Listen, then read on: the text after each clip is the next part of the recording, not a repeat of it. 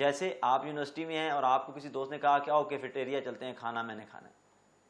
अब वो काम ज़ाहिर बात है उसको भूख लगी है, उसी टाइम ही वो काम होना है, उसने खाना उसी वक्त खाना है। अब वो काम आपके लिए इंपॉर्टेंट नहीं है, उसके लिए तो इंपॉर्टेंट है, आपके लिए इंपॉर्टेंट नहीं है, लेकिन आप उसके साथ चले जाते हैं। यानी कि हम जितनी दूसरों के मामलात में इन्वॉल्व होते हैं, इस तरह की जो चीज़ें होती हैं वो आपके लिए इंपॉर्टेंट नहीं होती, लेकिन दूसरों के लिए इंपॉर्टेंट होती हैं। तो लेकिन वो उसकी नोयत क्या बन जाती है, अर्जेंट बन जाती है, तो आपको उसको उसी टाइम करना होता है। तो उसके बारे में भी हमारी एक अप्रोच होगी जिसको हम डिस्कस करेंगे आगे। फिर उसके बाद है Q4 कि वो काम जो नॉट अर्जेंट है और नॉट इम्पॉर्टेंट है, कि ना वो अहम है और ना उसमें उसको फ़ौरन करने की ज़रूरत है।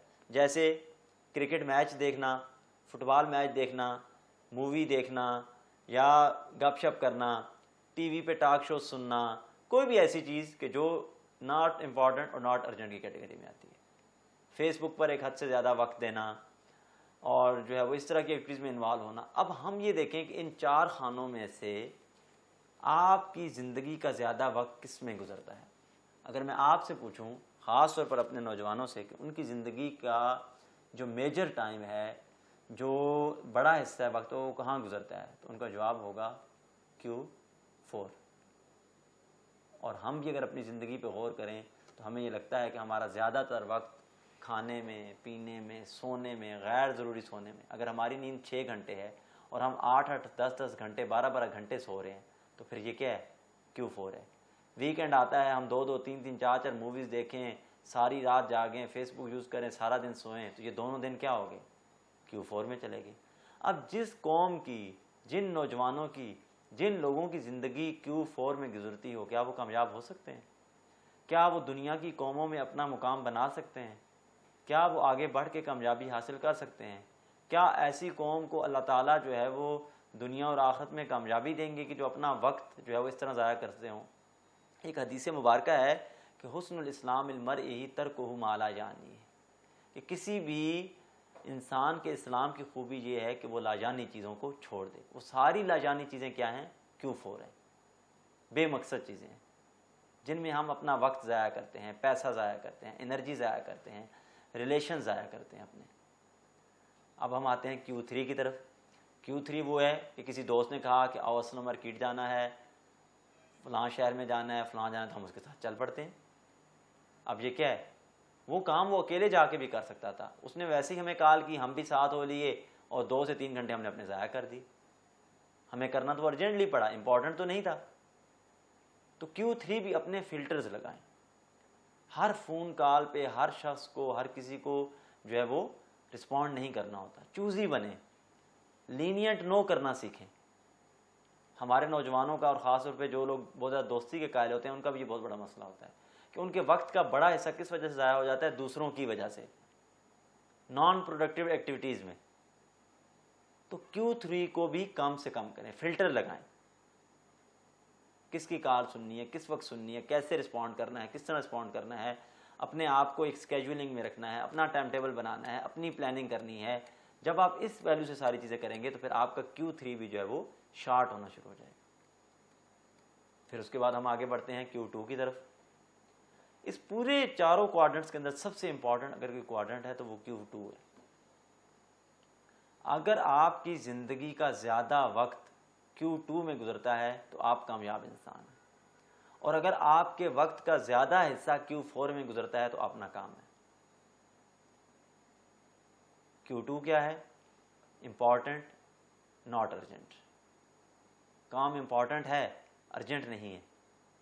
आपने ज़िंदगी में पैसा कमाना है, प्रोफेशनली जो है वो आपने ग्रो करना है, आपने एजुकेशन हासिल करनी है, आपने अच्छा ग्रेड लेना है, आपने अपने बच्चों की अच्छी तालीम और तरबियत करनी है, आपने अपनी फैमिली को कामयाब करना है, आपने अपनी सोसाइटी को अपग्रेड करना है। जितने भी पहलू हैं ये सारे इंपॉर्टेंट हैं, लेकिन इनको अर्जेंट पर नहीं होना चाहिए। हमारे साथ क्या होता है कि जिस वक्त सैलाब आता है तो हम जो है फ़ौरन एक्टिव हो जाते हैं, ये भी करें, ये भी करें, ये भी करें। भाई वो काम 3 माह पहले इंपॉर्टेंट था, उस वक्त अर्जेंट नहीं था, अब तो वो इंपॉर्टेंट अर्जेंट Q1 में चला गया। तो अगर हम चीज़ों को Q2 की प्रायोरिटाइजेशन पर करने की कोशिश करेंगे तो हमारी ज़िंदगी में कामयाबी की रेशो बढ़ जाएगी।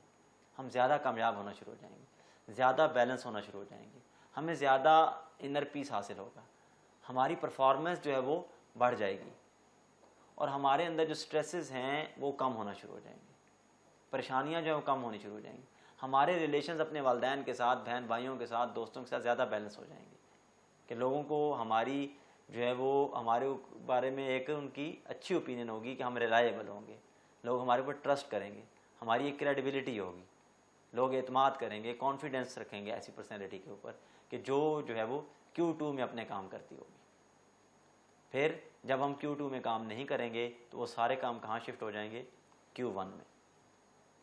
और हमारी कौम, हमारे नौजवानों, औरतों, बच्चों के ऊपर अगर आप गौर करें तो बहुत बड़ी तादाद किसका शिकार है? इसी Q1 का शिकार है। मिसाल के तौर पर जब आप घर से बाहर हों और आपको आखिरी वक्त पर मैसेज आए कि बच्चे का दूध ख़त्म हो गया है, तो उससे भी क्या होगा कि वो Q1 की एक्टिविटी होगी। तो लिहाजा तमाम कामों को, चाहे वो मेल से मुतल्लिक हों, फीमेल से मुतल्लिक हों, बिल जमा करवाने से मुतल्लिक हों, या आप स्टूडेंट्स की असाइनमेंट जमा करवाने से मुतल्लिक हों, एग्ज़ाम की प्रिपरेशन से मुतल्लिक हों, या और कोई अपना टाइम लाइन जो आपको आपकी ऑर्गेनाइजेशन ने दिया है अपने प्रोजेक्ट को पूरा करने के लिए वो हों, आपको उसको Q2 में जो है पूरा करना चाहिए। जितना ज़्यादा आपके इन चारों क्वाड्रेंट्स के अंदर Q2 बड़ा होगा और Q4, Q1 और Q3 छोटे होंगे, आप उतनी सक्सेसफुल पर्सनैलिटी होंगे। अगर आपका Q4 सबसे बड़ा होगा तो आप एक नाकाम शख्सियत होंगे। अगर आपका Q1 बड़ा होगा तो फिर आप एक स्ट्रेस के अंदर एंजाइटी, टेंशन का शिकार एक पर्सनैलिटी होंगे। और अगर आपका Q3 बड़ा होगा तो इस बात का मतलब ये होगा कि आपको अपनी ज़िंदगी की प्रायोरिटीज़ नहीं पता, आप चीज़ों को फ़िल्टर नहीं कर सकते, आप मामलात को, चीज़ों को हैंडल नहीं कर पा रहे। तो लिहाजा जब आप अपनी ज़िंदगी को इन चार क्वाड्रेंट्स की रोशनी में देखते हैं या देखेंगे तो आपको अंदाज़ा होगा कि आपका वक्त किन कामों में सर्फ हो रहा है, आपका पैसा किन कामों में खर्च हो रहा है, आपकी प्रोग्रेस किस तरफ जा रही है। तो लिहाजा आप जो है वो अपने आप को इन चारों क्वाड्रेंट्स की रोशनी में देखें। अपने आप को अगर आप कामयाबी की तरफ ले जाना चाहते हैं, अपने आप को आप अगर अपनी मंजिल की तरफ लेके जाना चाहते हैं, तो फिर आपको इन क्वाड्रेंट्स की रोशनी में अपनी ज़िंदगी की तरजीहात को नए सिरे से तयन करना होगा। और ये तब मुमकिन होगा कि जब आप रोज़ाना की बुनियाद के ऊपर, मंथली बेसिस के ऊपर, ईयरली बेसिस के ऊपर, लाइफ की बेस के ऊपर प्लानिंग करना शुरू करेंगे। जब आप प्लानिंग करेंगे तो फिर आपके जो वक्त का ज़िया है वो कम से कम हो जाएगा। और प्लानिंग ऐसे ही है कि fail to plan, plan to fail. अगर आप प्लानिंग करने में नाकाम हो जाते हैं तो इस बात का मतलब यह है कि आपने नाकामी की प्लान बना ली है।